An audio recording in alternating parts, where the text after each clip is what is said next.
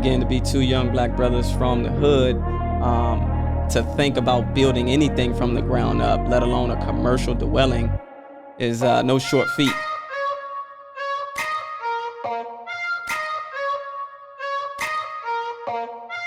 I believe if we take care of you and put you in position to make you a more profitable running trucking operation, why would you not do business with us?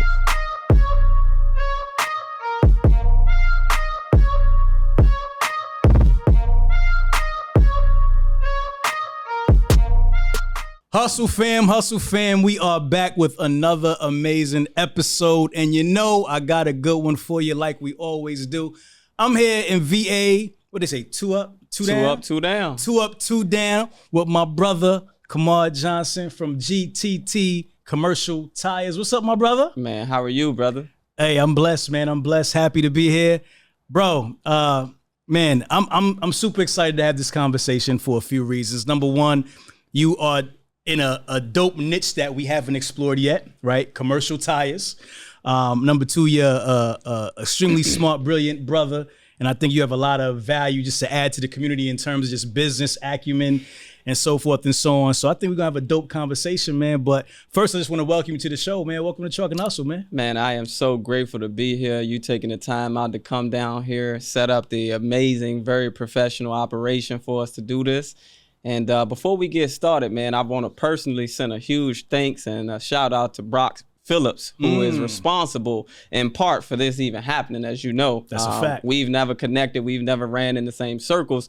But that young brother who was on your show, who's doing tremendous in his business, he mentioned my name to you, and then you checked me out and you thought, I was worthy of it. So I appreciate that. Yeah. And then I want to also send a huge shout out before I forget to Sarita Lockley. I think you also familiar down in the 757. Yes, sir. So yeah, man, happy to be here, brother. Okay, cool. So we're gonna get into it. We're gonna talk commercial truck tires. You just took me through the warehouse. Y'all got about 7,000 tires. How much tires y'all got back there, man, roughly? Man, right? We light right now, but probably like about 2,800. About 2,800 tires. So when you're not light, what is it looking like? I mean, we got a shipment this week of over 3,000. So we usually hover around 55, 6,000. That's what you kind of keep, about 55. Yeah, that's a good spot for where we've grown now with the level of traction and volume that we're getting. Okay, dope, man. So like I said, this is a really dope niche. I'm so excited to explore this world of just tires because it may not be the most sexiest thing about trucking, but it's one of the most necessary things about a truck, right? The tire, right? Without them tires, them truck ain't going nowhere. You can have all of the loads to haul all that you want, but if you ain't got the tires to get you there, you ain't gonna make it. That's a fact.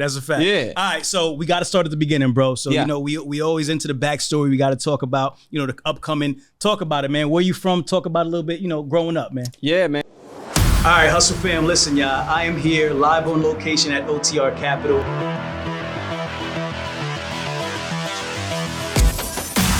Happy to announce our new strategic partnership with OTR Capital. I'm here with Grace Marr. My friend, how are you, Grace? Awesome. It's so good to have you here. When we align with somebody, align with a brand, we wanted to make sure that we had the right people standing behind us and that could help our community and kind of take them further along in their journey because, we can only bring them so far, right? We need to create those strategic partnerships to take them to the next level. And that's what I think that this relationship and this partnership is going to do. Grace, tell the people a little bit about OTR and what you guys do. Yeah, thanks, Ramel. So we are a factoring company. We've been doing this for 10 years. We're dedicated to trucking companies' success and offering tools and services to help them to continue to succeed. Education is so important to us for our clients and helping them continue to grow their business. I know we have similar missions. We really do care about trucking companies and we're both from a trucking background. OTR isn't a financial services company coming off of a bank. We're based out of transportation and third-party logistics company, and you yourself, ran trucking and had a CDL. So It's like, for us, it's amazing to be able to come together in this way. The culture here is awesome. I love working with you guys. I love the people here. And it's great, man. I think we could do some beautiful things together, create epic content, add epic value. And I'm really excited and looking forward to doing this with you guys. I mean, it took me a long time to really, partner with someone in this way. And I decided to do it with you guys because I feel that you're the right company to add value to our audience. We completely agree. We're super excited, thrilled to be a part of it. Thank you so much. Truck and Hustle OTR, we're now together. We're locked in. Hustle fam, you know we love y'all. If you smell something burning, it's only your desire.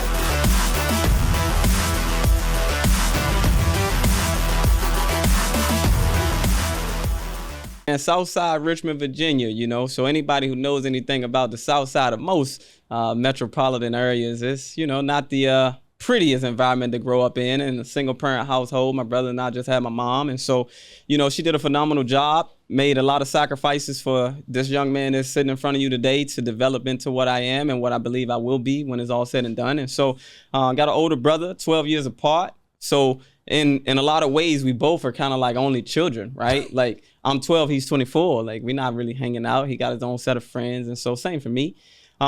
And so I'm so grateful for the business that we find ourselves in, because I know for sure that's a huge contributor of how we've definitely became more close on the personal level and also just really expanded our brothership. And so growing up, went to high school and county schools, right? Okay. So interesting dynamic for me growing up in the city. Other than police officers, you know, I really had very little exposure with white people, right? Okay. And so day one, right, my mother put in for an academic exemption for me, or exception, and that was granted. Day one, I show up, she dropped me off James River High School, and I had never seen that many white people a day in my life, right? So for me, I thought I was in Hollywood because that's really where I imagined most white people kind of congregated. So that was like a real culture shock for me. Right. Okay. You know, I got my Coogee and my iceberg on and, you know, Louis Vuitton book bags and things like that. And it just was, it was different. It was interesting. Right. But I definitely believe that was one of the pivotal incidents and occurrences in my life that really started to turn the trajectory for me without really any input from me, right? Of being conscious about getting to a better point in life, right? Seeing what was really possible. Going to that school really opened that up for me in terms of my perspective. So, you know, I'm on the basketball team.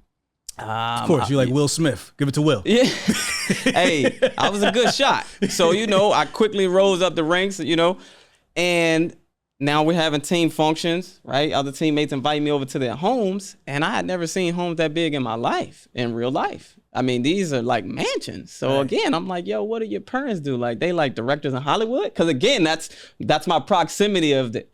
But no, man, it was people that were doctors, lawyers, people who were executives at companies such as Capital One. And I'm like, wow, like you can earn that type of money and then have homes like this and vehicles like that. And so, you know, when you come from an area where you are deprived of certain exposure and experiences, you see those things and instantly you get a level of excitement, right? Like you want nice cars or nice homes or whatever it is that moves you.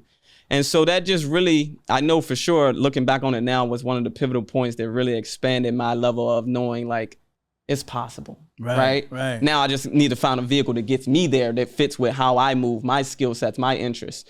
And so from there, got into hustling, man. You know, I was selling Pokemon cards. I was selling jerseys off my back that my mom was paying for. So for me, I had zero costs in it. And before even knowing what arbitrage was, I quickly introduced myself to the arena of knowing how to get rid of something for more than what I had in it, right?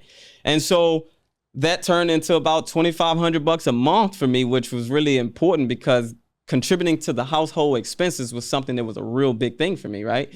My mom putting in all of those hours wasn't something that I was happy with, right? Because we weren't even really able to spend that much time together. And I just felt like for a woman, that really isn't the natural position for any woman to play, right? Being the breadwinner and having to adhere to all of the different pressures and nuances that comes along with it, being in the workplace as a female on top of that, it's stressful, you know? And I think the bodies of women deals with stress in ways that are not as healthy to them as certain things that we as men can kind of deal with. And so I just wanted to help, man. Like, I felt like that was the only way I could show her that I was appreciative, right? And so I'm taking that money and paying cable bills, paying light bills, right? Whatever I could do. And then from there, you know, watching my brother was also like, again, I'm sure motivating and it penetrated me in a way that I didn't even recognize because he's always been an entrepreneur. Like my brother has done some of everything, man, from sheetrock. If you've ever gone to a Walmart and you parked in a spot, he had a contract with them. He was putting those lines down. I think it's called like striping or something like that. Yeah. Like, man, he's done some of everything. And so he's always been his own man. He's always been a man amongst men, right? And so It's just been a lot of contributing factors to me, man, that, has gotten me to being as polished as some people like to think that I am. But for me, I'm still in the journey. I'm still learning. I haven't reached my pinnacle yet. Yeah. So taking it back a little bit, you said you got an exemption to go to this other school. So was that like an academic exemption because you were super smart? What was going on? I was smart. You were I wouldn't say super smart. You were like ahead of the class a little bit? I think it's just in our genes. Like my brother graduated high school at 16. Okay. Yeah. Okay. So again, I just think that that's a genetic thing. It would be easy for me to try to take credit for it, but it's just. So how far was that school from like the high school you would have went to? 50 minutes. 50 minutes. Easy. So was your mom driving you to school? Every day. Oh, wow. Every day. Wow. Yeah. So that right there already was another investment. She had to actually drive you to school every day, 50 minutes. Yeah. But she invested in your education that early. 100%. All right, cool. So you went to, what's it called? James River High School. This was 9th grade? Yeah. Okay, so you did your whole high school career there? No, man, I did bounce around quite a bit, but all of them happened to be, fortunately, right? So, I had my fair share of fights, right? Again, you come from a certain environment and really being serious, we learn conflict resolution different than a lot of other cultures, right? So when you grow up in the hood, fighting and other acts of violence is normalized. You know what I'm saying? Yeah. And so it's easy to react that way when that is something that's so customarily normal of how you handle things like that. And so, I definitely got in my fair share of scraps, but my grades always saved me, and having a mother that is super committed. Okay. But the reason that I went to other schools was in part because we just moved a lot. Gotcha. You know what I mean? But fortunately, she made it a priority of hers to make sure that there were always county schools that I was going to. Gotcha. So all of them was pretty much the same environment. Okay. Yeah. Okay, cool. So you graduate high school. What's next? Graduate high school, man, and even in high school, I'm working, right? So I'm still doing homework for some of my teammates, which was a great revenue stream for me for sure, man. You'd be surprised. That's a lucrative market. I know some teachers may not want to hear this, but I've provided test answers, you name it, man. And so the bigger the stakes, the bigger the pay. Yeah. Yeah. You the plug. Yeah. I needed somebody like you when I was coming up, man. I would have been looking for you. So my first job, man, I'll never forget her. Gloria Sampson, TJ Maxx. Okay.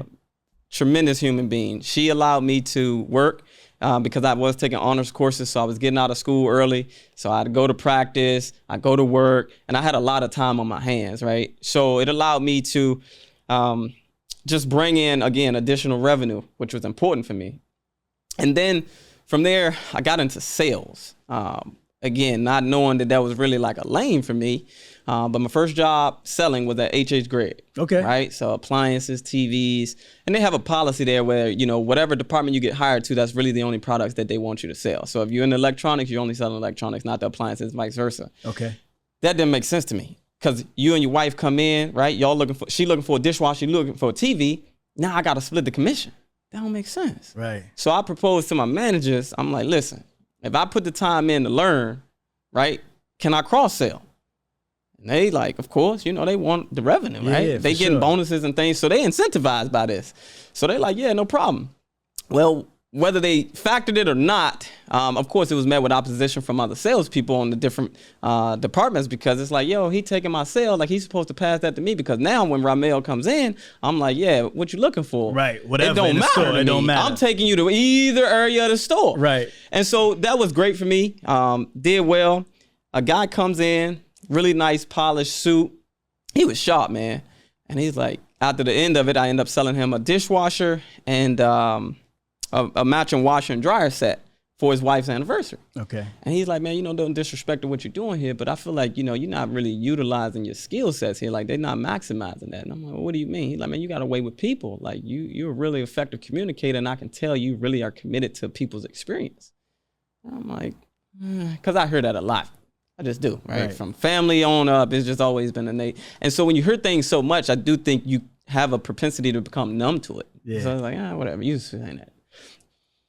No, man, dude didn't tell me what he did, but he dropped my name to the recruiter. Fast forward, she worked at Northwestern Mutual, which is where I ended up getting hired as a freaking financial advisor right out of high school. No college degree, no college experience, no financial experience, anything to that degree. They interviewed me 7 times with 7 different people, which led me to become a little skeptic because I'm like, what job interviews you this much? Is this like a secret CIA location? Like, what's going on here? Right.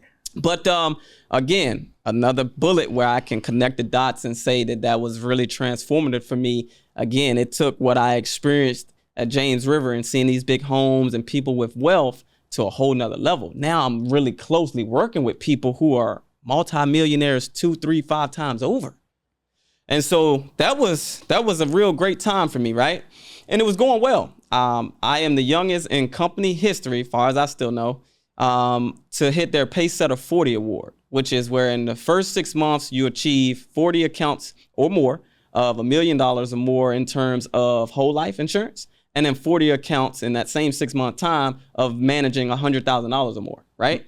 Again, this is young brother coming from the hood, no network of nobody I knew was interested in investments of insurance. Like, we didn't even know what that was. Yeah. So yeah, it was surreal for me. So hold on. I mean, training, like how did you learn about this stuff? Tell me about that. I will say that their training program is pretty robust. Okay. They definitely whip you up into shape. It's like the military for financial education, for sure, which I can definitely credit to how, my brother and I have really been able to scale in such a quick time, because I definitely brought that to the table, for sure. What was your secret sauce that allowed you to, be so ahead of all your other peers, to be able to reach those milestones so quickly? What was it about you? I mean, outside of all those other, characteristics you have, what do you think was the secret that really got you there? Grit. I know what I want. And it has changed over the years as I'm aging and maturing and experiencing different things. But I have always had something to pursue, always. And so first and foremost, to get my mom into a situation where she never had to work again, that was like, okay, I need to find vehicles that can help me bring in money, right? So it was money. And so, to get money, it's all about bringing value, right? And I think that's the relationship that a lot of us need to really look at having with the attraction and the attainment of money is, what can I do to be valuable, right? What market can I be most valuable to? And I feel like once you connect those two things, the money is easy. It comes in abundance. It comes naturally and it comes easily without having to screw anybody over, without having to do underhanded things, and really without having to think about it at that point. Right. Did you ever have a feeling of, being a young black kid in this type of space? Did you ever have that feeling of like, maybe I don't belong here, or how did you overcome that? No, I'll tell you, man, I've always felt in a weird way that even if the natural thought from the people that are in that room or at that table, or someone that would be in my position walking into that room or having a seat at that table, I've always felt like when I join it, I'm bringing a level of diversity and uniqueness that isn't there. And so I've always felt like I belong because I can bring something that you don't currently have. And when you look at things in that light, I think you quickly can find a way where you can create an angle and a usage for yourself to people who might not naturally look at you that way. How about your peers? How about the other people you work with? How did they work with you? Oh yeah, man. People, for whatever reason, have always taken a liking to Kamar, at least with what they represent themselves to me. Right. I don't know what they say you had no behind issues me. in the company. You were good for the most part. I'll tell you, I thought so. Okay. Right. Again, what people represent themselves. And so it got to a point, again, I'm doing well there. And, they present these numbers to you, and they show you like your likelihood of retiring with them and what type of monies you'd be making at that point, just because of the residuals that you would be getting from a commission perspective as it relates to like the insurance policies and then the investments. And it was really attractive, right? Because again, I'm pursuing money. But my brother and I had an idea to start a car dealership. Okay. And so I was very open and honest and transparent about having outside business activity. And that's, where we were met with some resistance. And so it made no sense to me because there were other gentlemen there that had all different kind of outside business activities. And being in a car dealership, to me, had no issues in terms of violations with the financial side of any of the regulatory mandates that I was under with my licenses and even what I represented for their brand. And, simply put, they gave me an ultimatum. And I'm not one that I don't do well with that. Yeah. I like that. I like that. How much money were you making at the time when you decided to take the other side of the ultimatum? 6 figures. 6 figures. At 18, 19. 18, 19, doing Yeah. 6 figures Yeah. for this financial planning, which I mean, for most people in that position, they would be like, man, I can't give this up. 100%. But you believed in yourself that much? Absolutely. 100%. Wow. Belief has never been anything that I am short on. And for any of you guys, well, I am short in stature, 5'6", but I've never been short in belief. Right. I'm 7'2" in my mind. There it is. Yeah. I love it. All right, cool. So your brother and you are going to start this tire company at this time. And your brother's how old at this time? Because he's 12 years older than you, right? Yeah. So he's about almost close to 30. So late at this 20s. time, when I'm a financial advisor, that was 2011. Okay. Like this is early on, right? Okay. Like again, like right out of high school. I graduated 2010. Yep. Yeah. So no, at that point we're talking about car dealership. Okay, the car dealership. Yeah. I'm sorry. All right, so get back to the car dealership. Yeah. So I jump out there with him and we do it. From a financial standpoint, epic failure. Epic failure. Because it just was too much for too little, right? Like, even then, like now I'm in a position to really better define it. But then I just felt like, again, it was too much for too little. Okay. But now my brother and I see it, like if we're going to run out to something, it needs to have a pretty high ceiling because from an effort perspective, from a commitment, from an attention aspect, right? From an efficiency standpoint, even execution, we're going to give it our all. And so it's like we might as well have a big payday and an upside to it versus something that's going to require that same level of attention and energy. And, you as high as this mic. That don't make sense to me. Right, you know? right. So, yeah, we quickly got out of that, man, because, I mean, literally, we selling used cars, right? Young man, young lady come, they spend $3,000. Ramel, what they think they getting? They calling, my tire pressure light on. Okay, put some air in the tires. Right. Nah, man, they want you to come to Northside, Richmond, get the car, bring it back, air it up. And so, yeah, we had to get out of that thing, man. Right, they had crazy expectations. Yeah. So how long did you do the We did that about 3 years. Okay. Yeah. About 3 years. So what happened? You stopped it, just dissolved the business? Yeah, man. We sold all of the cars. When we sold that last car, you would have thought we were selling our first car because of the level of excitement. We were like, now we can officially. It's done. It's over we up with. out of here. All Thank right. you. It was good. Got you. Yeah. Okay, cool. So what's next after that? After that, man, I go back into corporate America, right? He goes on to getting into concerts, right? Okay. So, whether he's bringing nationally recording artists, booking a venue, advertising it, promoting it, radio, TV, all of that good stuff, flyers. And at the time, right, I'm like, I need something more stable. Yeah. So I go back into corporate America. Financial planning again? No, I'm selling cars for CarMax. Okay.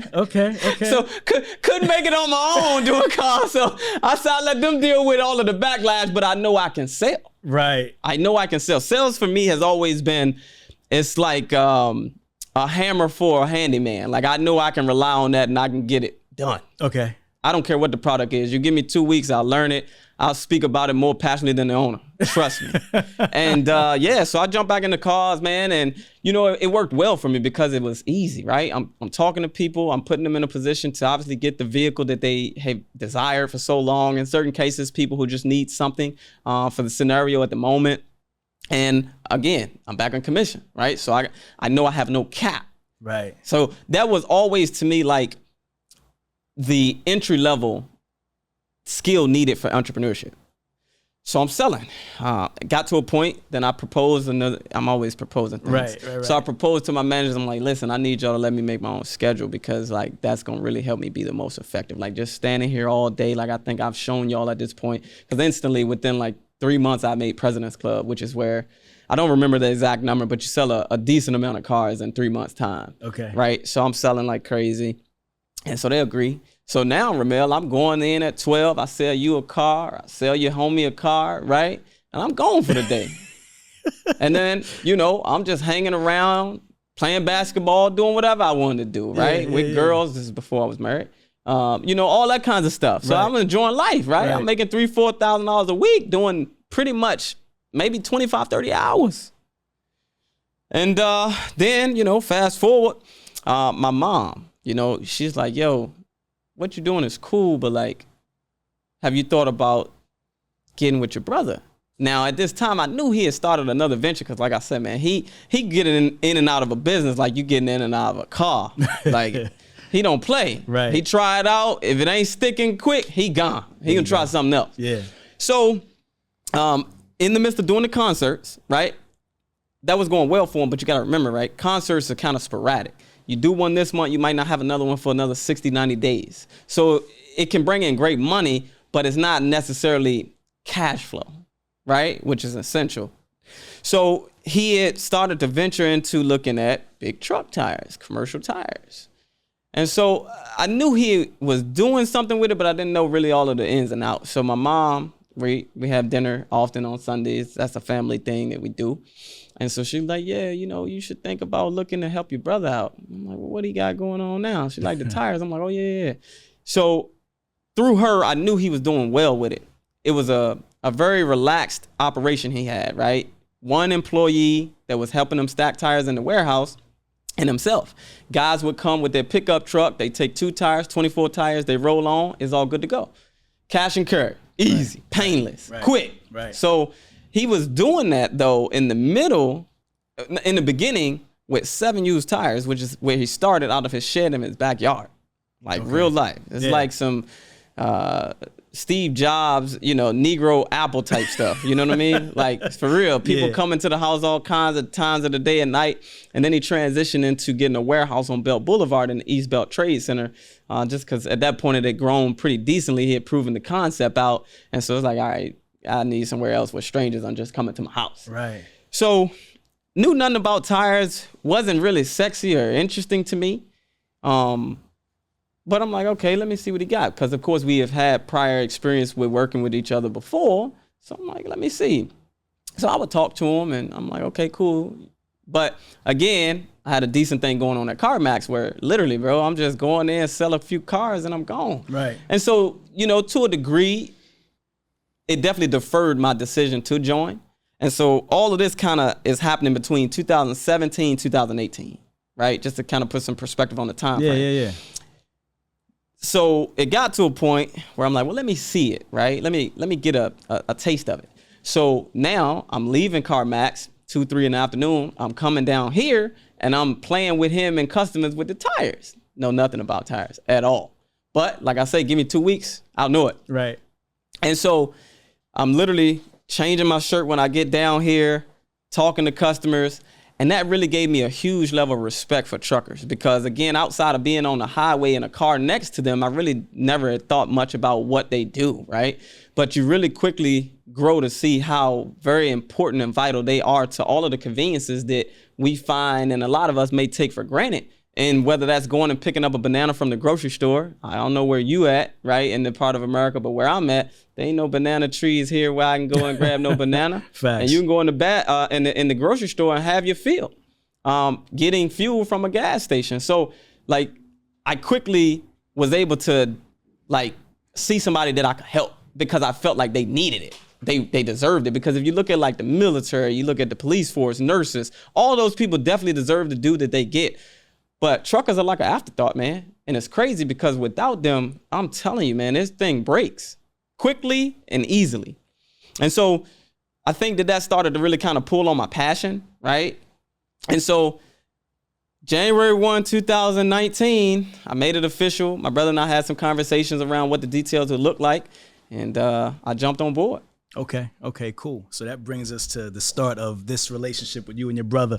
So tell me a little bit about the business when you first joined on. What do you first see? What are some of the things that you automatically think that you can change? What do you think you're going to bring to the company? Tell me a little bit about that. Yeah, I see a hustler running at 100 miles per hour, right? Because now I'm in it. So he's ordering tires, right? He's slinging tires, but there was a lot of things that were missing. First thing, POS system, merchant processing. Man, guys are literally getting taken to the ATM machine, which is right down the street at the McDonald's and the Exxon service station, about a half a mile down the road, to get cash. Right. And I'm like, yo, this is not sustainable. Like, we gotta get this under wraps. So, from something as minute as that to just, again, sales. Like, I knew I could bring that, right? And then I also felt that, from a financial perspective, I could obviously act as a CFO in on-the-job training, right? So I've never officially been that for any company, but my time at Northwestern Mutual definitely gave me a lot of foundational financial pillars to be able to pull on. And so came in with that, had a vision in terms of what we could do to really expand that. And so really wanted to get into being able to assist the drivers and the truckers who needed the acute scenarios met, right? Guy rolling down the road with his load, boom, he blows a tire. He needs road service if he can't limp to the store. And so getting to a point where we could put the tires on, like introduce that. Getting to a point where we added road service, right? So now the same operation that we have here on the physical grounds where we're changing or repairing a tire, now we can do that on the road for these guys so that they can continue on their way. And just really streamlining and creating and streamlining a customer experience that is second to none. By far. The amount of customer care that we administer before, during, and after the sale, second to none. Wow. As you know, like, this industry is so transactional, and from mechanic places to tire places, most truckers are just seen as a dollar sign. And so it's all about the money. For us, it's all about the relationship and the rapport building. I believe if we take care of you and put you in positions to not only save money on your tires or save time to be able to get back out there to make more money or what have you, but if we can really put you into an ecosystem where from our resources that we've amassed at this point, whether that be actual individuals or that be knowledge, to make you a more profitable running trucking operation, why would you not do business with us? Right. And so it's little things like that that, you know, we got the momentum going on it, and now it's like a runaway train, man. So how do you do that? Because as you know, like, you know, this business is so fast paced, you know, guys just need to get their stuff and they want to go. So what are the additional things that you're adding, those value adds that are making, you know, continuing the relationship after they get a tire? Like, how do you actually do that? Yeah. So for starters, the transaction itself, we have a process where you come in, you get taken care of with what you came for. Maybe we, you know, educate you about some other things that you might have not known about that you needed for the truck. We take care of that. And then literally right after that, we have a process where we reach out to you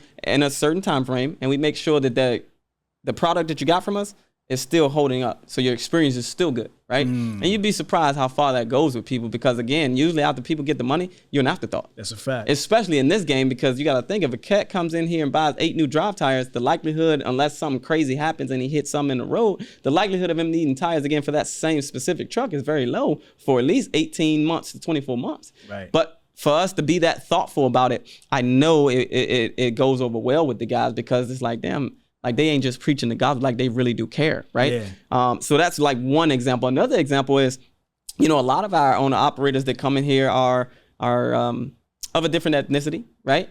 And so that puts them in a position to become DBEs and become SWAM, like disadvantaged business enterprise, small women and owned minority companies. And so we help them, right? We partner them with people who can help them get those designations because versus just looking on a load board, right, and having to scavenge for different loads that might have crazy rates that don't really make sense, especially in an industry, I mean, not an industry, but an economic time like right now where the gas rates are going crazy, right? Like you can get government contracts, right, state, local, federal, and find yourself getting paid an enormous amount for even less work and less miles, which then preserves the truck. So it's opportunities like that that we present all the time as well. And so it's just like, yo, these people really care because we don't get anything financially from an incentive standpoint for that, but it just makes us feel good to know that we really are doing things that we know can be beneficial, introducing it and trying to put everybody in a position where everybody is growing. Got you. Let's rewind a little bit. Do you know why your brother got into the tire business to begin with? 100%. Yeah, man. So, you know, my brother was into passenger tires. Again, I'll tell you, he's tried a lot of things for about 14 years. Okay. And so his main distribution point for that was selling to other retailers that sold used and new passenger tires, right? So he never had like a real storefront at first. Then, you know, some of the guys started getting squirrely on the net 30 payments and stuff like that. And so, of course, him being quote unquote the plug, it was easy for him to just pivot to retail. And so he did. And a lot of his customers at the time happened to be truckers, unbeknown to him, that were bringing their personal cars, their wives' cars, getting tires. And they're just kind of venting, if you will, right? About different challenges that they're facing. And so he knew their plight very well. And so for him, the biggest thing to get into it was getting them better cost and saving them money on tires. So his slogan at the time when he really originally kicked this off was wholesale prices directly to the driver. And so that helped like really spew it because his prices were very low. And so, yeah, that was his reason. How was he able to have those low prices? Man, I'm going to tell you, man, again, a lot of serendipity in our life. So he met another unicorn, a black guy who was in investment banking and commercial tires, who took a liking to him because of his hustle that he displayed, right? And so that is how he got his start. You know, the guy was literally, whatever he would buy, the guy would throw. So if he bought 30 tires, guy would throw him 30 tires and give him 30 days, give him 60 days. As the relation, yeah. And so, yeah, that's how it got started. Wow. Yeah. So he just was like a random encounter. I don't know the inner workings of how they met. That's dope, though. Yeah, I do know that is the origin story. Okay, got you. And then you said he started selling like out of the small... out of his shed in his backyard. Yeah. In the backyard. And, yeah. And then he went into this space warehouse. Right here. Yeah. No, so the other location prior to this one was a 5,000 square foot warehouse in the East Belt Trade Center. So it's probably like 20 minutes from here. So that was the first location that you went to, right? Okay, cool. So when you came at that time, what was the company doing in terms of revenue? So at that time, my brother had gotten it to 317,000. Okay, 317,000. So what does that equate to in terms of like how much tires are you moving like per week or per month or however you kind of calculate? Yeah, so with him getting it to that point, remember I wasn't part of it. Still wasn't there, yeah, right. So I don't know exactly how many tires were sold, but I do know that that's where he ended 2018. But I can tell you 2019, which is when I joined, you know, we multiplied that several times over, and you know, we crossed over the 7-figure threshold, and that year we sold about 2,800 tires. 2,800 tires. Yeah, and then 2020 we sold about 7,500 tires, and then in 2021 we sold over 15,000. Okay, got you. All right, so when you're getting into the tire business, I mean, how many different, I guess, vendors are you guys working with to get your tires? Like, I mean, because this initial guy that you were working with, is he still somebody you work with now, or? No, man. He when my brother encountered him, you know, he was on the tail end of things, and so he sold the business. Okay. And I don't know what he's into now. Right. Yeah. So that was done. So you guys had to find like new vendors and all that. So kind of like give us an idea like how the process works to how you guys actually acquire your tires and how that kind of starts to, you know, the flow. Yeah, I can tell you firsthand how it goes. So, you know, my brother could tell you, man, in the beginning, right after he sold the company and it was just not the same arrangement anymore. Now we're in the streets per se, or we're on our load board looking for, you know, people who we can get tires from. And, you get scammed. That's how it works, right? You know, you're looking for the cheapest cost, right? Because you want to have a decent margin, but you also want to have a decent selling price so that you don't turn people off, because it is a very fickle market in terms of pricing. And yeah, you get scammed, man. You know, we sent deposits twice and never got tires. Wow. Yeah, so I caution anybody, man, when it comes to them, you know, overseas opportunities, just do your due diligence, for sure. But now at this point, right, we have it pretty dialed in. So of course you have your local vendors for certain things, but mainly that's the passenger tire market for us that we purchase tires. We don't do much of that. Our niche is definitely the commercial tires.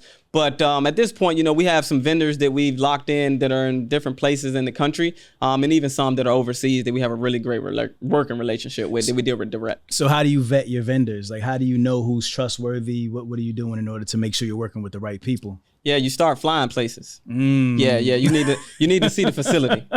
Okay. Yeah, so you just buy some plane tickets and you pull up. Yeah, Romel, I'm coming to see you. Okay. And quickly right there, you know, you find a lot of phone calls stop being answered, a lot of emails stop being answered, because then they know, you know, just a different level of seriousness, and obviously they don't have the facility to back up what they was about to try to get from you in terms of the money. Got you. So okay, so like, at this point, like, are you going on Google? Are you going on, like, is there like an Alibaba for tires? Like, where are you finding these vendors? It's an Alibaba for tires, but again, I caution you, man. You know, a lot of those you could get scammed out there. Yeah, man. But that's where you'd start, though. Yeah, because you're trying to find something, right? Okay. Like, at this point, we already got something going, so we got to keep it going, right?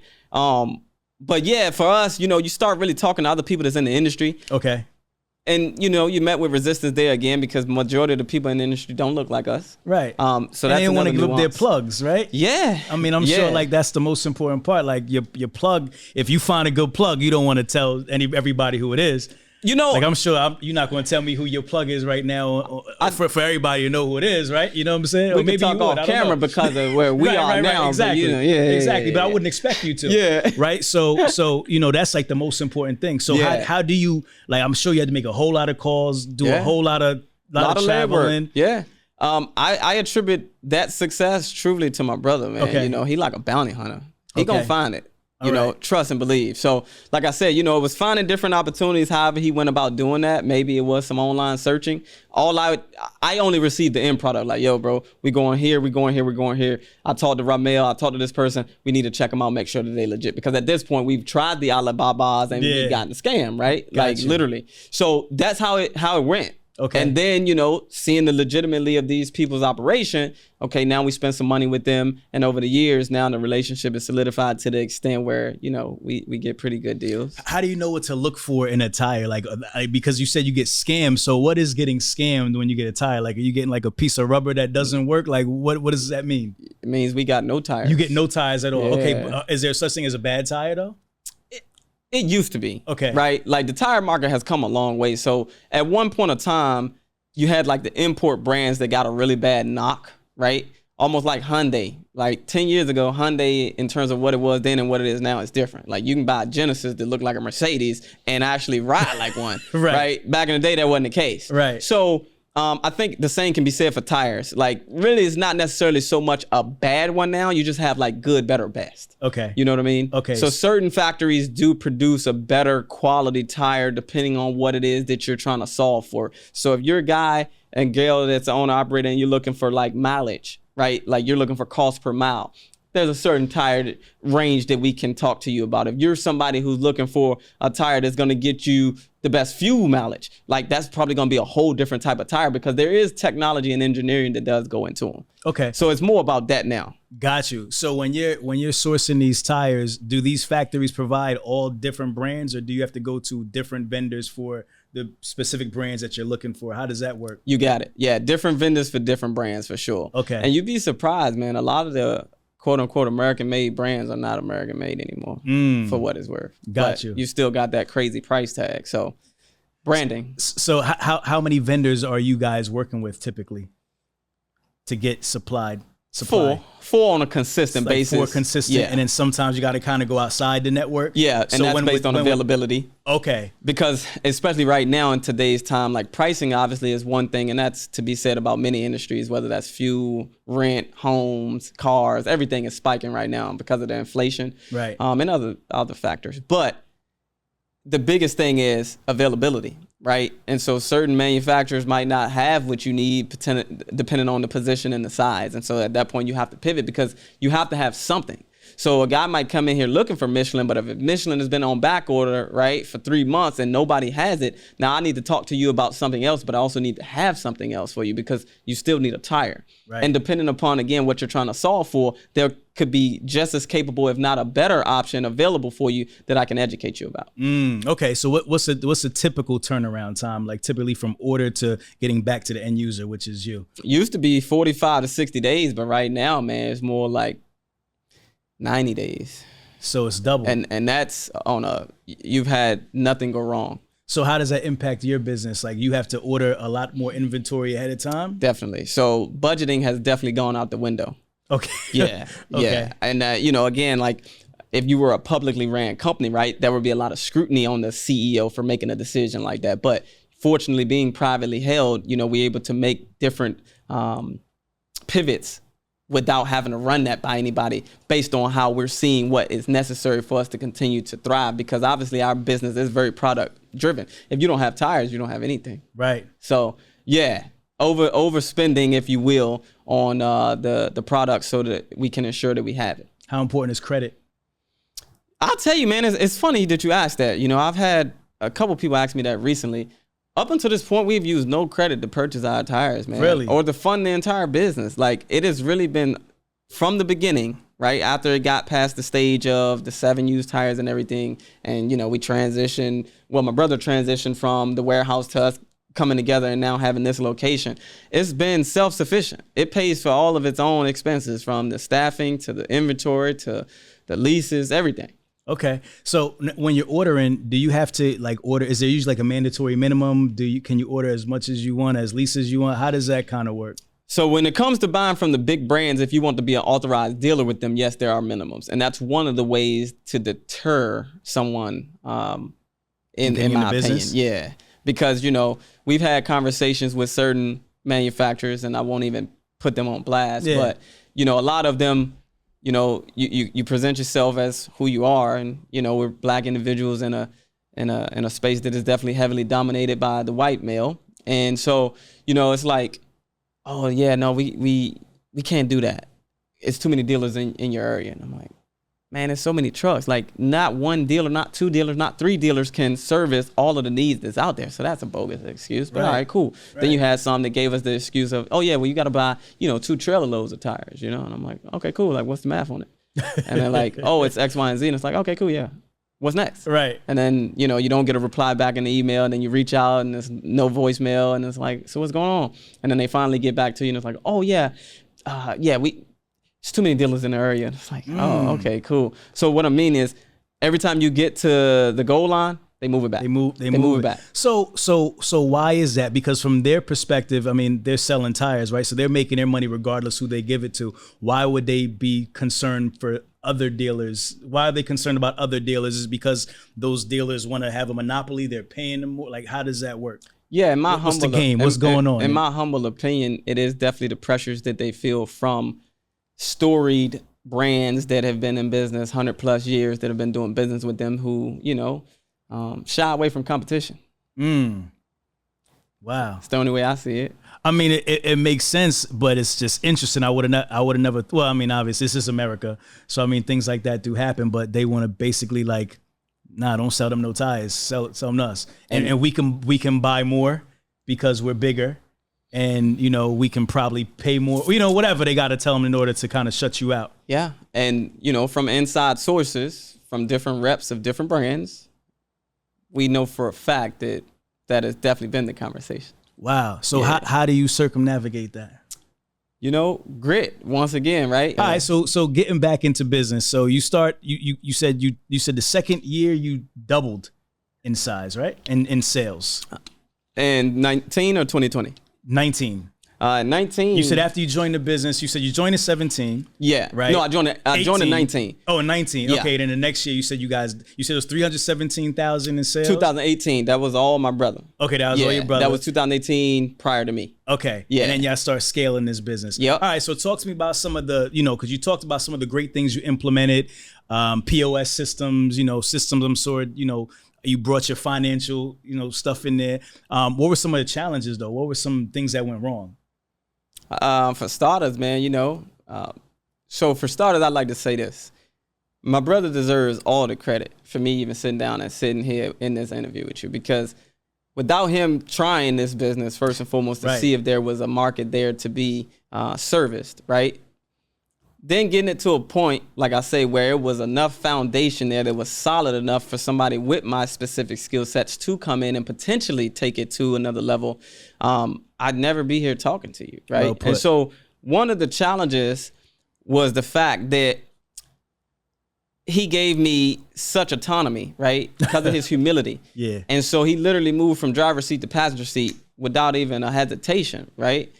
And I think, again, there's a lot to be said about what type of character an individual has to have to do that, to move out of the spotlight and allow somebody else to, again, quote unquote, get all of the credit for it. Because that's really what it's been lately, right? Like so many people, oh, come on. But again, without him, none of this is possible. Yeah. And so the biggest challenge was I'm aggressive. Yeah. So literally knowing nothing about tires, January 1, I'm starting with them. March, we had a second location. It's 60 miles up the road. So an hour drive. We didn't have systems in place. We didn't have standard operating procedures. I knew nothing about tires. It was a mess. Yeah. We hiring people off the street that we don't even know what we're hiring for, honestly, right? Because you don't know yet.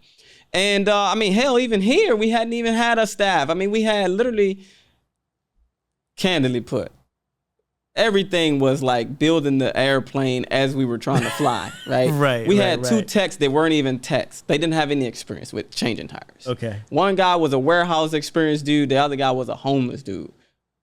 Real life. Okay. All right. And then you got me and my brother running around. I'm talking sales, negotiating tires. He running and taking them to the ATM to get cash. Right. Right. Right. So moving too fast, right? Being overzealous.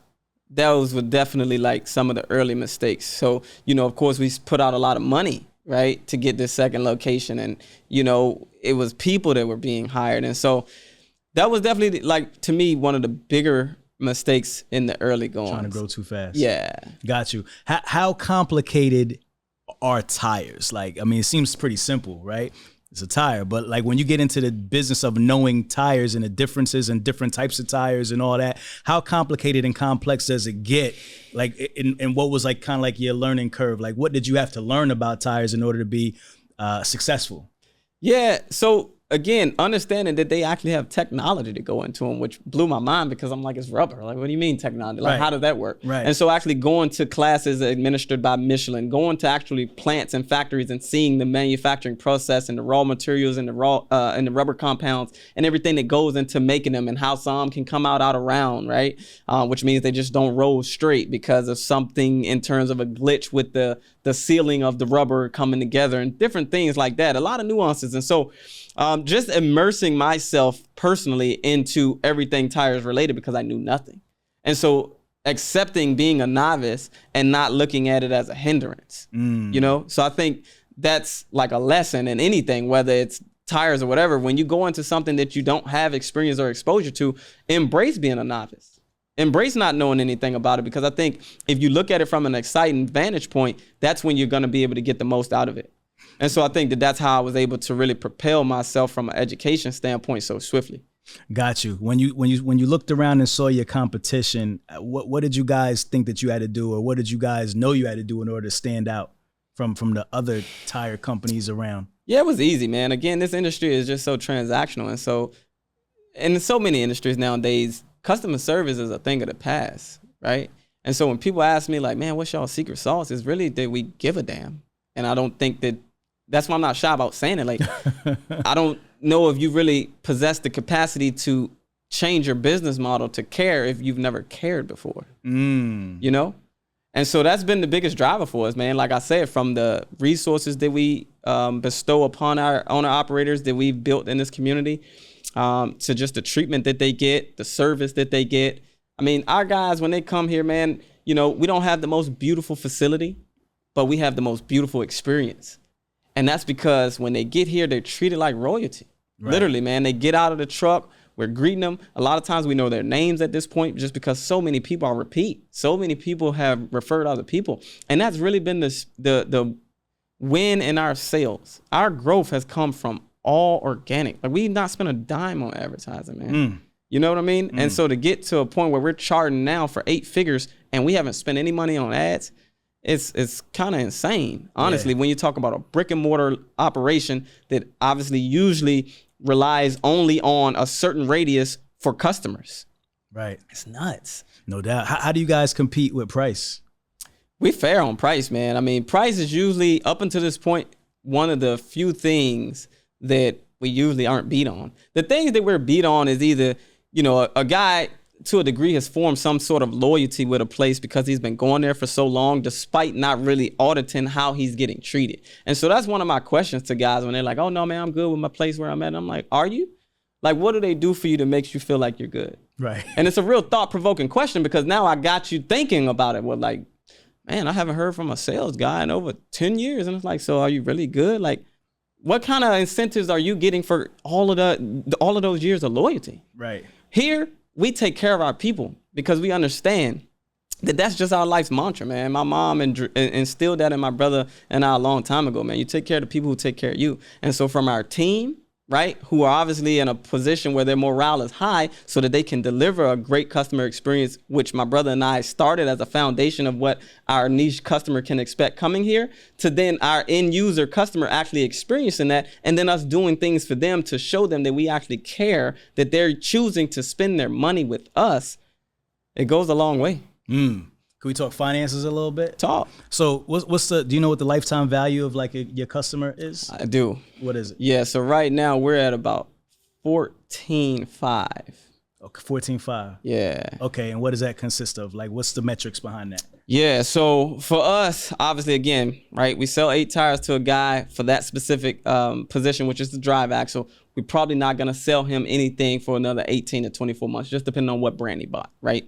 But obviously he has steers, and in a lot of cases, these guys own their trailers. And so it's just kind of breaking that down between knowing specifically what Ramel owns. So like if you actually own your trailer, how many trailers you got, how frequently are you running that trailer? Because some of our guys have a flatbed and a reefer, right? So depending on the season and what's really hot, they're driving a different trailer. And so there's a lot of little nuances in terms of the math, but the way that we got to that number is by chalking it down to our average customer spend and looking at the average tire purchase in a year's time for that customer, and then rolling that out over a 5-year period. Because for us, the 5-year time frame to me is like a safe one, because we do see a lot of, I guess volatility is a good word, where a guy's in trucking today and then he's out of trucking tomorrow. Right. But because the industry is so hot, for every one that goes out, you probably got another 10 coming in. Right. Well, how has price changed over the last couple? You guys been in business for 4 years, right? You've been apart for 3? So I've been apart for 3, but since 2016. So my brother started July 21st, 2016. So how has like inflation impacted the business in terms of what, your costs and then, your customers' costs? Yeah, honestly, man, the thing that saddens us about it, because candidly put, right, all businesses are passing on that cost. Right. So it's easy to sit here and say, yeah, man, it's making things difficult for us. But in a lot of ways, that cost is passed on. That's just the business thing to do. Right. Even though we've approached it a little bit different than that, but that is the most native and natural decision.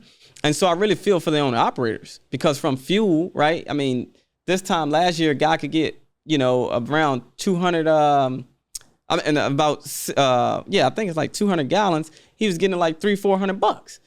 Now he spending $800-900. Yeah. And so when you look at things like that, and then you got to tell them like, yeah, man, that tire I sold you last year at $250. Yeah, it's $350 now. It's like, Jesus Christ. Right. So those are really the people who are really getting the bad short end of the stick. So for us, I mean, the cost, yeah, we're spending more money.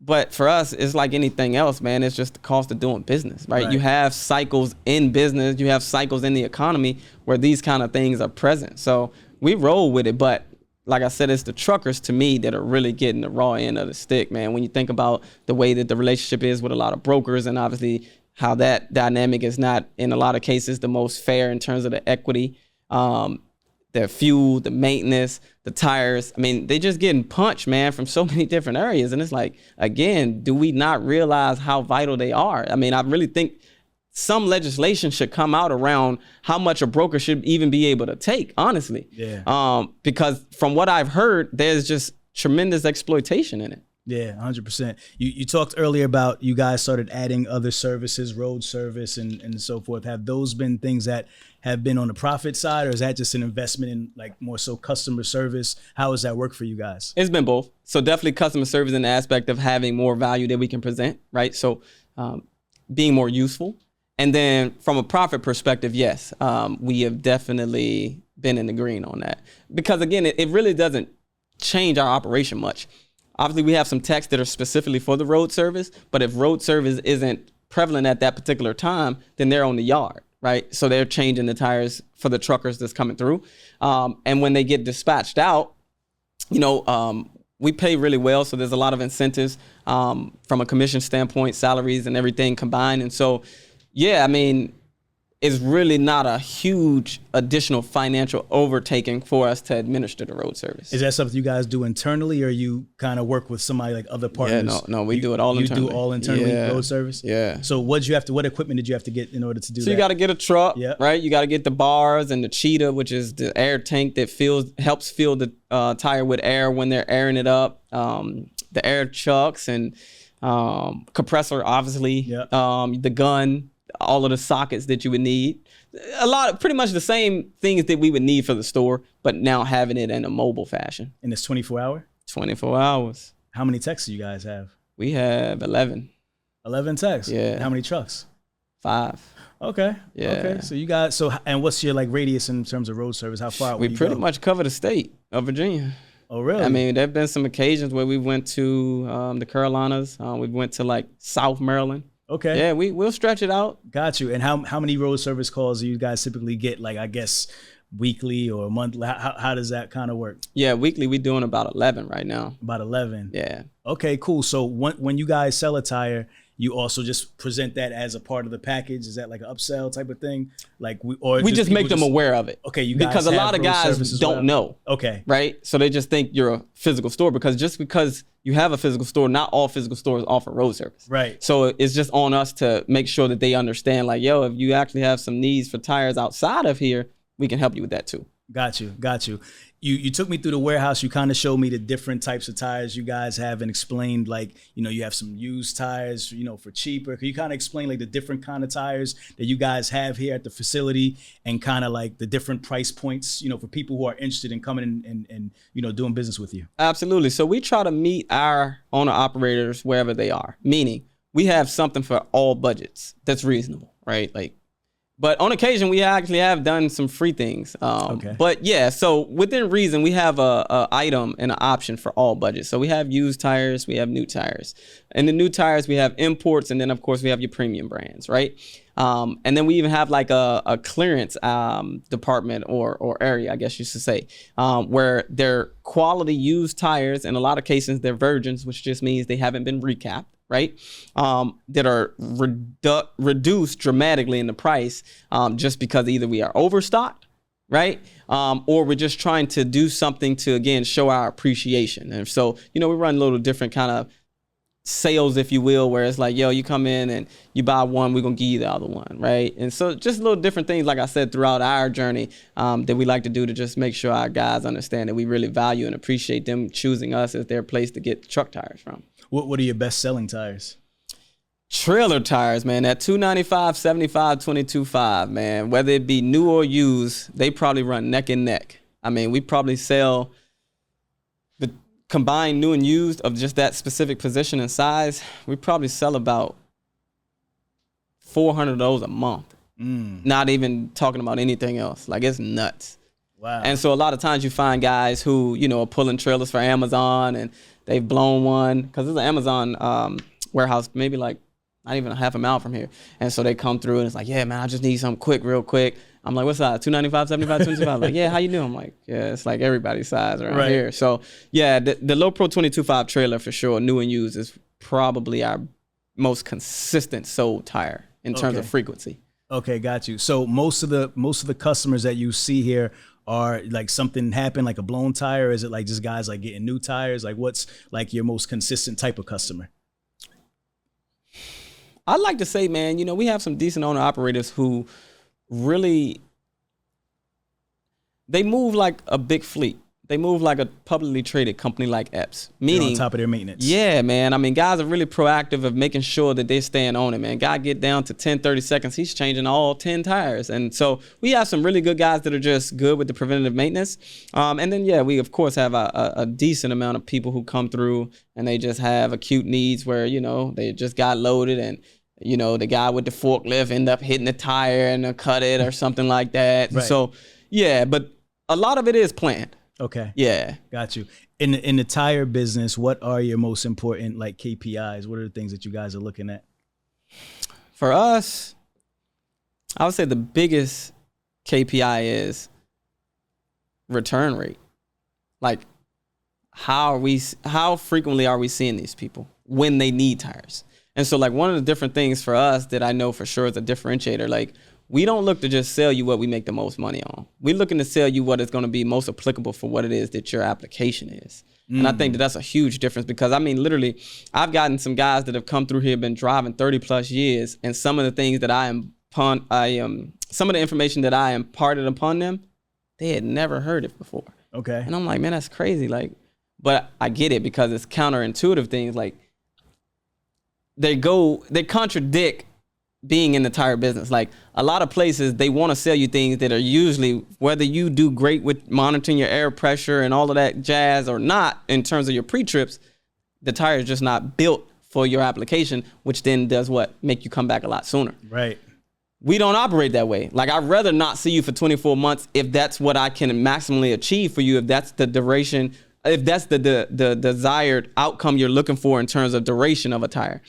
But at the same time, like, when you do need tires again, I'm looking at that. So if I know your tire is only going to last you 2 years, and we've had that conversation, and then, you know, we're right around that 2-year mark, and I've reached out to you, and it's like, hey, Ramel, just was thinking about you, man. You know, looking at the data, looks like you're probably coming up for tire change. Like, you know, let's talk about it. And you're like, oh, yeah, I bought somewhere else. It's like, damn, what did I not do, right? Right. So for us, that's like a huge key performance indicator. And I'm happy and proud to say that is high for us. You know, our repeat business, like I tell everybody this, man, if you shop with GTT, you'll never shop nowhere else before. Unless you just aren't in proximity to a store that we have. Got you. So asterisk on that. Got you. I like that. Yeah. Can you give me a scenario where, like, you had to educate an owner operator on, like, you know, they maybe came in looking for one tire or thinking they needed something, but you were able to educate them and tell them, nah, this is probably what would be better for, you know, based on your operation or based on your needs. Can you explain something like that? Yeah. So I'm happy to say that, far as I know, the owner operators in this area who pull flatbeds, right? So, you know, they got that spread axle, which is a tire eating machine. We, far as I know, one of the first operations to really educate around moving from a designated trailer tire with a decoupling groove, like a lot of them. So a lot of guys would come and they would have like that G3116, which is a Goodyear shallow tread. And a lot of them had even a recap version of that on their flatbed tires. And they're like, man, I don't know why I keep having to go through tires. I just put these on 6 months ago. And I'm like, man, that's crazy. So I wanted to figure out why that was. And so quickly we introduced a solution, which is an all position tire, which is going to be anywhere from 30 seconds and higher, right? It's even a tire you can run on the steer if, you know, you so chose. But on that flatbed trailer, it is like amazing. So it's deeper tread. It has a closed rib. So it allows it to not get as eaten up as quickly, right? When that spread axle is doing its thing. And so we started to introduce that to guys, man, and educate them on why it would be beneficial. And of course, we were met with some apprehension because, again, they had never heard it. It's like, who are you? You look like you're 12. I'm not even sure you know what you're talking about. And I'm like, I promise, man, just trust me. We stand behind it 100%. If it doesn't work out, I'll refund you your money. Right. And they're like, what? Put it in writing. And I'm like, okay, no problem. All right. All right. And so then the feedback we started to get, right? So I call at 6 months. I'm like, yeah, how your tires looking, right? Are you in a position where you feel like you need to change them? And it's like, no, man. Like, it's like you done some kind of sorcery, man. Like the tires they look like I just got them from you. And I'm like, yeah, cool. And so, yeah, that was like one of the key things that with a lot of those guys who move like the steel beams for the bridges. Yeah. Like that got us ingratiated in that community like that. Got you. Yeah. Got you. And you do recaps too, right? We do. I always try to educate around what that experience can potentially be. Can you talk about that? Yeah, so recaps typically, right, are going to be cheaper than purchasing a new tire. A new recap, think about a car being primed down before it's repainted, right? So it's shaving that tire down to the bare minimum of rubber left before you get into the metal and the steel belts. And then they go over it with a new tread. So it's going to have new tread on it, but the casing, which is the original form of the tire, right, is older because it could be a tire that was manufactured in 2018, right? We're in 2022. So that tire is already technically 4 years old because majority of the time when a tire blows, it's not going to blow from the tread. Things puncture the tread, a nail, some metal debris in the road, but that's not where the tire blows from, which is why you usually can patch those situations, depending on how much metal may have been exposed and what kind of angle that debris went into and things like that. But when a tire blows, typically it's blowing from the sidewall. And in a lot of cases, those are recaps because, again, that sidewall is 4 years old, even though the tread is new. And so it's like, yeah, you save money on the front end, but when it tears up those airlines and your mud flap, and then obviously you still got to get a roll call and replace the tire, did you really save money? Right. And then not even to factor in the time component. Now you might, let's say you're one of those guys that's pulling for Amazon who holds you to a whole different standard. Any of the guys who pull for Amazon know what I'm talking about because they have a score. And so like interruptibility and like timeliness of the delivery, all of those things count against you. And so now you've blown a tire and you're in a position where you can't limp. Now you got to wait for road service, which is generally in our area at least 2 hours and 20 minutes. We're getting it done usually in an hour or less, which is another differentiator for us. So now you've just killed 2.5 hours roughly. You just spent way more money. You're still gonna have to get the airlines and that mud flap fixed at some point, right? Or risk getting a violation from DOT. And it's just a domino effect.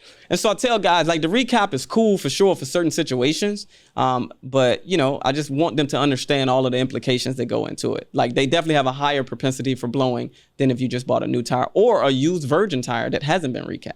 Got you. Do you recommend like the super singles or do you recommend the doubles? Like what do you guys recommend? It depends again what you're looking for. So some guys, right, that are looking for the ultimate balance of a load, like that pull like fuel, right?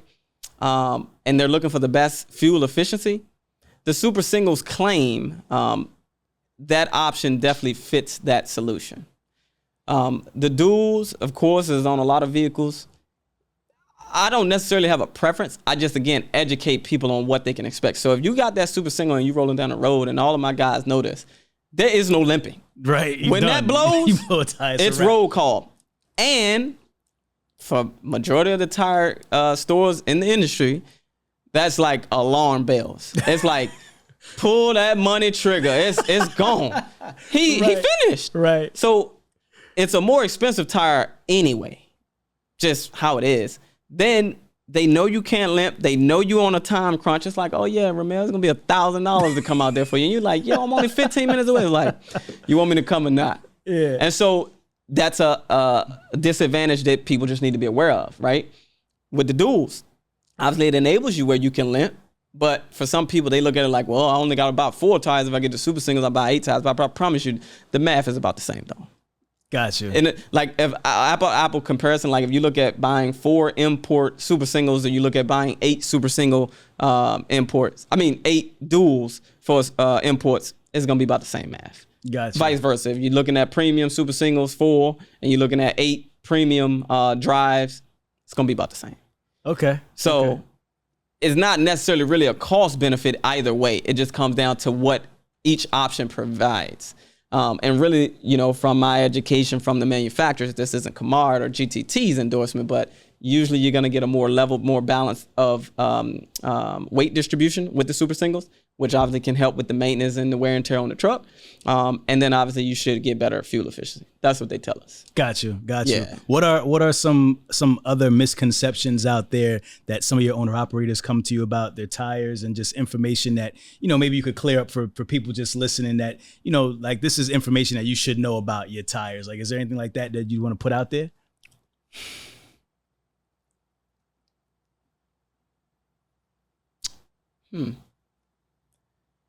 It's so many, right?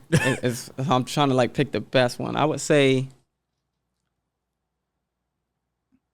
I'm sure you have so many different scenarios and so many people have these ticks. They think they know this. Because like you said, a lot of guys have been in this industry for so long and they just have all these things that they assume. But, you know, is there anything else that like your experience has told you, nah, don't do that, do this? I would say for sure,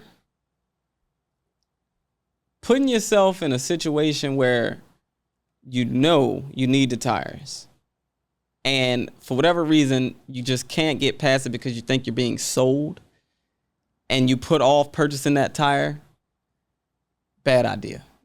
Because a lot of times, at least in our experience, right, when you come into us, we're literally giving you a play-by-play of what you can expect if you don't make this decision today while you're here. Right. And I think for us, you know, that is a part of the education piece. That's a part of the caring piece because, you know, when a tire blows, particularly let's focus on the steer position, which is arguably the most important position on the truck. sometimes we get guys who are just really unwilling to change those when it's egregious things that are pointing to it needing to be changed. And I'm just always like, yo, is saving this money worth the potential of losing your life and or potentially causing somebody else to lose their life? Right. And so that would be the biggest one, because that to me is bigger than like the financial implications behind it. Like there's a lot of other domino effects that are devastating. Got you. No, I like that. Is this a high margin business or is this a volume business? It's both. It just all depends on how you want to go about it. I mean, you got some tire stores, right? Their strategy is a little different than ours, and you know their margin is probably higher than ours. I would imagine, just because you know they're selling the exact same tires that we would sell for a lot more. Right. Are you cheaper than most of your competitors? In a lot of areas, yes. Okay. For sure. Okay. Yeah. Got you. So you guys focus more on volume, and we do, just because again, you know, we're running after this thing in a frame of mind, understanding that for us, it's about impact. Meaning, the more owner operators that we can bring into our ecosystem, the more owner operators we can bring value to. Right. And so for us, like that's a big mission of ours beyond just the money. And then if you are a volume play like us, the more that you're dealing with, the better you are gonna do. But I would comfortably let you know this, like our margins are right around 50% though. Gotcha. So nice. Okay. For cool. Again, a brick and mortar operation, not bad. Yeah, not bad at all. How many repeat customers would you say you guys had? Do you know? I can give you a percentage. Yeah, how many? 90%. 98? 90. 90%. Yeah. That's great. Yeah. That's great. Again, I told you. Do you know man, how that compares to your competitors? By any chance? I can tell you this. A lot of the companies and owner operators that have traditionally gone to a lot of these other places prior to our existence are now customers of ours. So nice. Yeah. Nice. I love that. That. They try to take you out the game, but it ain't working. No, man, it's too late. It's too late, you know. Tell me about growth, man. I mean, obviously you guys have grown tremendously in the last couple years. How are you looking to scale GTT? What's like on the roadmap for you the next couple of years? Yeah, so definitely opening more company-owned stores. We recently just opened another location January 10th of this year in Petersburg. And then we're breaking ground on a building that we're building, obviously, from the ground up next month, April. That's going to be in the 757 area down there with Lady Lockley. Yeah. So we're excited about that. You know, I mean, just to kind of put that in perspective really quickly, again, to be two young black brothers from the hood, to think about building anything from the ground up, let alone a commercial dwelling, is no short feat. So I definitely want to just like pay my respects to that, because that's huge for just us. If we do nothing else, it's like, man, we did something that for two guys coming from the circumstances that we came from, like that's pretty monumental for us personally. Yeah. So yeah, super happy about that. Opening up a few more stores and some locations that we're looking at. And getting it to the point, like I said, where, you know, we're consistently doing these 8 figures, and not necessarily for the money, but obviously that is a component of it. But again, as I mentioned, the more stores, the more service that we can provide to the more owner operators that come into our ecosystem. And that means the more value that we can bring to an industry, and specifically a participant in an industry that is under-recognized and in a lot of cases an afterthought. And I feel like that's why we are the owner operators tire store, man. Like when you come here, this store is for you. Everything that we've concocted is for the bring value to the owner operator, particularly. I don't care if you have 1 truck or you got 100 trucks. It doesn't matter. Right. And I know guys feel that. Like literally, man, I can show you some personal text messages that I get, DMs and private messages on Facebook that I get from people that are in our ecosystem. We met through this. This was the conduit, but now personal relationships have been forged because they really value the value that we value them. And it's like amazing. Right. Amazing. Right. That's awesome. Would you ever do like a franchise model? This dude is crazy. Yeah, that's wild. So my brother and I are exploring that for sure. I've not said that outwardly on camera before. And obviously we didn't talk about that off camera. That's why I'm like, this dude is crazy. You tapped in, boy, that energy is real. But yeah, so we are exploring the first commercial truck tire franchise opportunity, because we do really feel like our business model is definitely different than the status quo in a way that can penetrate multiple markets, not just here in Richmond, Virginia. Yes. Got you. So how much breaking news. Yeah, no, I love that, man. I'm glad I was able to extract that. Yeah. You know what I'm saying? Yeah. So in terms of, communication and stuff with your customers, I'm just trying to imagine how you guys do that. You guys use CRM systems and all that. Finally. It's kind of like a real sophisticated type of operation, huh? We've stepped into the digital age and the informational age with all of this technology and softwares. Yeah. Up until this year, honestly, no, we had a little bit. But now, we've really, we've brought some people onto the team where that's really their area of specialty. Yeah. And so they've really helped us really carve out a plan around how to introduce those things without causing disruption, right? Because anytime you bring in something new, especially with software or phone systems, there's a big chance that you could have disruption that in certain cases may not be in a position where you can overcome it. What do you mean by that? Expound on that. Yeah, man. So, for example, we changed phone companies and literally we had 4 days go by where we were not getting phone calls. Oh, wow. And that's terrible. I mean, the life and death of our business is phone calls, right? People 100%. calling, yo, are you open? People calling, I got this sitting there. People calling, do you got this tire? And so we missed 4 days of calls. That can be, I don't know who called in those 4 days. We can never get that back, right. So yeah, I'm sure there was a significant amount of lost revenue. So just small examples like that to even implementing certain softwares like a CRM and then your team getting acclimated with it, right? So the operation is totally different today than what it was when me and my brother were running around here like a 2-man game, pick and pop. Now we got, I don't know, almost 20 people just at this one location. Wow. And so you got a bunch of different personalities, a bunch of different skill sets, a bunch of different experiences. And so some people take more to technology than others. Some people, it's a learning curve. And so just really being able to nurture an environment where we could get everybody up to speed in a timely fashion and not lose productivity because people are overthinking the process. It's small little cogs in the system like that I don't think certain times people really factor into when you're implementing new things, because being the CVO, being the CEO, being the owner, right? You're always just driving things down your team's throat all the time. Yeah, this is what I want done. Y'all figure out how to do it. Right. And it's have you thought about how that potentially can affect the scenario as well, though? Right. And so I would proudly say that we have a really great environment where we do really overemphasize training and development, because I think in business, a lot of CEOs, a lot of small business owners, right, there's never really been any formal training of how to do this, right? Especially if you're coming out of an environment where you don't even know nobody that's in business, right? If you are rewinding your life, my life, and what you saw at that time, right, as ways out. So for us, it's putting people in position that we feel will be natural for what their personality and their skill sets are, and then investing in them in terms of different trainings, whether that's stuff by us or that's sending them to the Michelin Academy, right? Or whether that's sending them to a customer service expo and things like that. And then building that camaraderie through outside activity as well. I can personally see the benefit of the team having the same interaction with me when I am present that they have with their managers. And it's oh yeah, Kamar and Rashad, they down to earth guys. They not just sitting up top and it's very kind of standoffish, because you do have certain environments like that. And so I think the same type of strategies that we've deployed in terms of making our customers feel comfortable and prioritize, I think doing that with our team has enabled to where we have such a harmonious environment and ecosystem that, we're able to make different implementations and still get great productivity out of it quicker than maybe some other scenario. I like that. Who's your favorite entrepreneur?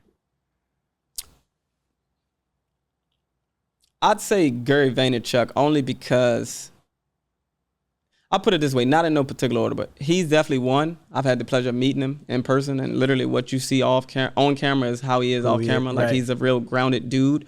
And that's saying a lot with as much of a platform as what he has, and just decisions that he's made that obviously has amassed him a great deal of wealth and riches. Dan Flashman, very thoughtful dude, very accomplished, and not even 40 yet. Dude is really innovative in his thinking. The Alex Hormozi guy is doing some great things. And then I put my brother in there, man, you know. Okay. And then maybe one more would be, yeah, that'd probably be it. Those are interesting answers because those guys are kind of like in like more so like social media, like marketing spaces.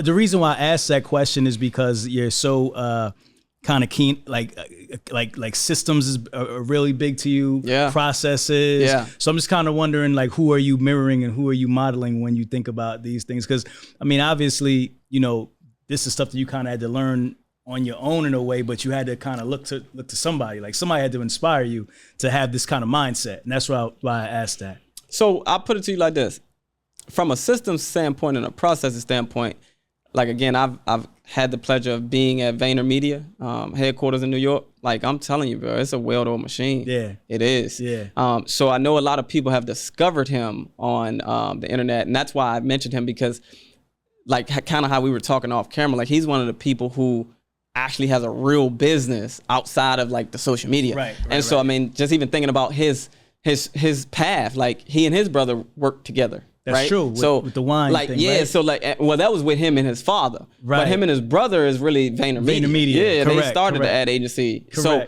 like, obviously that was something that I could have related to. I'm working with my brother. Resonate with that. Yeah. So seeing his operation, it's definitely impressive. But yeah, for me. Why were you there? You know, man, I'm out Just here moving right and now, shaking? just trying to soak here? up and see what's you going out on here. Yeah, man, I'm really on a man got little path. side meetings with Gary V. What are we talking about, man? I'm on a path of greatness, man. I really believe that, and so I'm in a point of my life where I'm optimizing, learning over earning, and skills over bills. Right. That's so what that means for me is getting. You did say you was a rapper back in the day, right? I used to be, man. You know, I've tried a few things. Okay. But really what that means for me is putting myself in the presence of some guys or gals who either have done or are doing some things that I want to do in my own way. Right. And so building a monstrosity of a business, like I'm really like being a former basketball player, just high school, right? Middle school, high school. Like obviously I'm competitive. Right. I was one of those guys, like literally, I don't even want you playing on this team unless you're going to give it everything. Yeah. Like legit. Yeah. And this is just high school and little league ball, but I always had that mindset. That's how I am, like even in business. And so a lot of things about my personal upbringing, I can see how it manifests in business for me. And so right now it's like my brother and I have done substantially well in our own right to be where we are. But I'm nowhere near done. And I know the same goes for him. And so, you know, this has been a huge opportunity for us, this being GTT Commercial Tires, where we've been able to have a 3-man weave is what I call it. I know for sure that the people who work with us that are really on the front lines, that are now really driving the customer experience and all of the day-to-day activities, they feel valued, they feel respected, right? That's big for us. Because at the end of the day, I think people in business, CEOs, whatever term you want to give it, right? Even if you're just a hiring manager, right, within somebody else's organization, you really need to value the fact that people are investing in you. Meaning if somebody signs up to come and work with your company, that means they're giving you the most important thing that they have, which is their time. And so we value that. Again, the way we were brought up, we take care of the people who take care of us. The second piece to the 3-man weave, the customers. Usually most business arrangements are one-sided. Let's just be real about it. Meaning that the business wins. Usually not the end user, not the consumer. Right. Like they might feel like they won in the moment, right? From an emotional standpoint of they got what they wanted, right? But did you get the best deal on it, right? Did you get the best treatment while you were being given this thing or sold this thing, right? And then the third piece is the actual impact that this business has had on my brother and I. And personally speaking, you know, I feel like the on-the-job training that you spoke about, being an executive and just kind of shaping the business in terms of what it is that our targets and aspirations are. I have not had any one specific scenario that I've seen where I felt like I specifically extracted anything from that and then brought it into our world and created it to be what it is for us.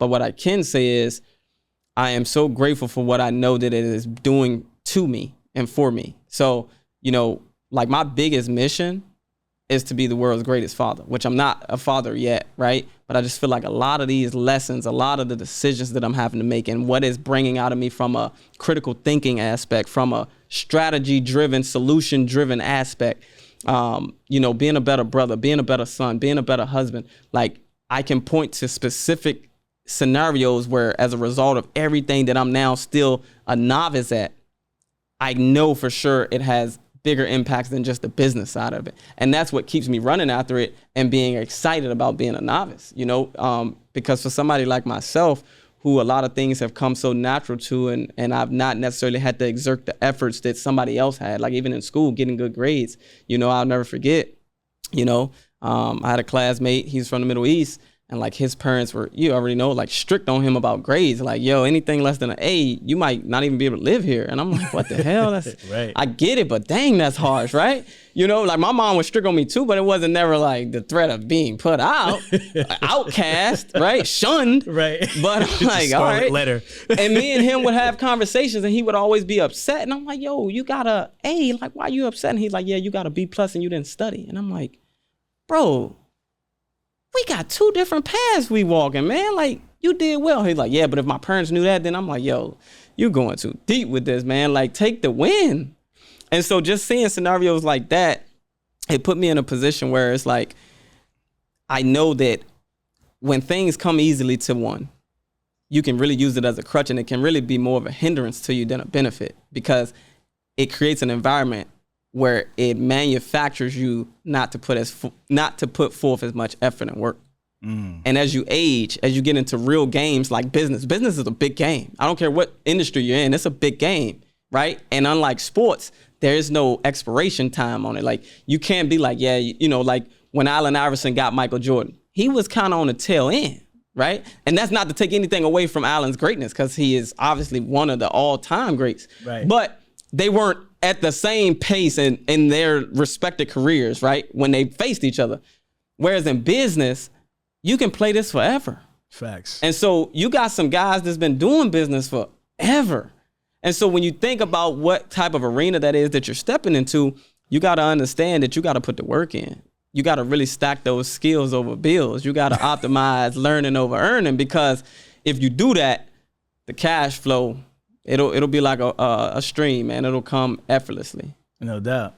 I like that. So you still ain't telling me why you was going to meet Gary Vee. Yeah, so in all honesty, right? So looking at potentially doing some work with them, or having them do some work for us, in the marketing side of things. Again, like I said, to get to where we've gotten and not to have done anything marketing related, it's crazy. It's like exciting to me, because I know with the right campaign and strategy, and then the execution upon that, there's fuel on a fire that's already burning pretty high. Right. And so I just think at that point, it really helps propel a lot of the other things that's in alignment with the strategies in terms of the scale and growth plan that we have. Yeah, so most people go like to Fiverr, and he just went straight to Gary Vee. My man went straight to the top, man. I love that. That's dope, man. That's dope. All right, man. Well, listen, we've been rocking for a minute. We're going to start wrapping it up. In true truck and hustle fashion, we always got to let you have your final thought, which is basically something, spiritual, entrepreneurial, whatever you want to kind of leave the audience with. But you've been dropping final thoughts all show, so I don't know how you're going to top that. But and then lastly, we got to let everybody know how they connect with you, man. So let's go get with the final thought, man. What do you want to leave the audience with? Final thought. I would say this.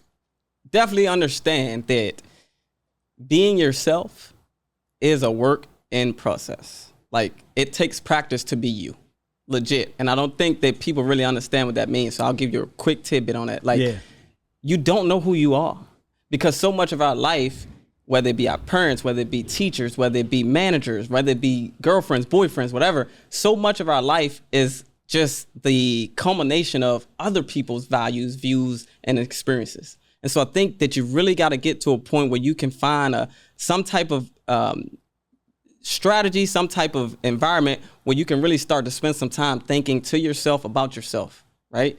And in addition to that, I'd say from a business perspective, just stay curious, and if you're not curious, get curious. Meaning, try things, because that's the only way that you're going to find out what really fits, told you off camera, man, I know for sure I'm not a physical guy when it comes to professional experiences due to the fact that I worked at UPS for a week and 1 day. Yeah. Training was great. And then when we got into the actual truck and the trailer and we're loading it, I knew it wasn't for me. You got boxes this size that weigh more than me that I'm picking up with a guy yelling behind my back trying to get me to hurry up. And I'm like, this isn't it. Right. And it was freezing cold in there. So I just would say, stay curious, get curious, try things, and find yourself at a point where you are prioritizing the process and the experiences over the outcomes and the results. Because I think at that point you become unemotional about what happens, which then really puts you in a position to really extract all of the good and the benefit that you probably may be overlooking. No doubt, no doubt. And then you can follow me if you so choose. Everything is Kamard Johnson, KAMARDJOHNSON. That's Facebook, Instagram, YouTube, everything. The website, KamardJohnson.com. Okay. Whatever I can do to be of service or value to anybody that's a part of the truck and hustle community and family, I extend that courtesy to any and everybody, man. I appreciate you and so grateful for the opportunity, brother. No doubt. We are definitely family now, for sure. You part of the Hustle fam. This was a dope experience. I got to meet your family. Salute to your brother as well, your wife, everybody's here in the building. This has been dope, man. Just getting an opportunity to learn more about you, learn more about this massive business that you guys have built. From, a little shed, 7 tires to now, what you do, 5 million or something like that last year? 5 million last year, yes, sir. 5 million last year and growing, about to get a new spot. Bro, congratulations on all the success.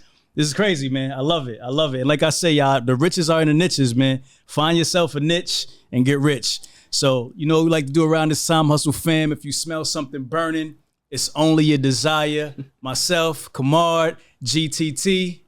We out. Yes, sir.